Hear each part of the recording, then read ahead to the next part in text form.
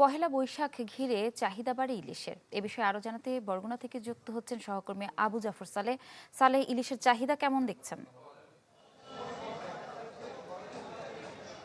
ইপসিতা আসলে গত কয়েক মাস ধরে কিন্তু জেলেদের জালে ইলিশ তেমন একটা ধরা পড়ছে না। তার মধ্যে কিন্তু সম্প্রতি তেল সংকটের কারণে যে মাছ ধরার ট্রলারগুলো সেগুলোও কিন্তু গভীর সাগরে যেতে পারছে না। তো সে কারণে কিন্তু বলতে গেলে ইলিশের একটি আকাল চলছে। তার মধ্যে কিন্তু পহেলা বৈশাখ।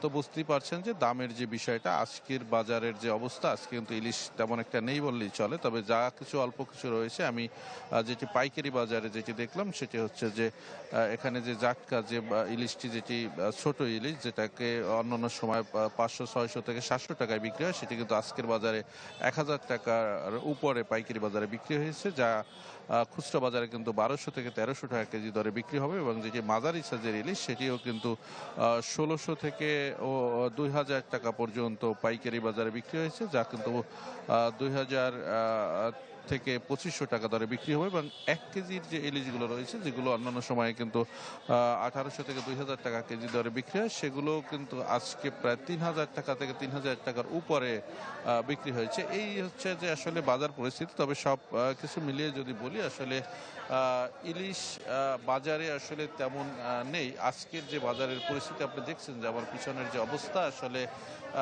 এই বাজারে কিন্তু অন্যান্য সময় কিন্তু ইলিশের ভরপুর থাকে, সেই অবস্থাটা কিন্তু আজকে নেই। এই ছিল বরগুনা থেকে সর্বশেষ ইপসিতা। ধন্যবাদ আপনাকে। দর্শক, বৈশাখ ঘিরে ইলিশের চাহিদা নিয়ে জানছিলাম আমরা বরগুনা থেকে।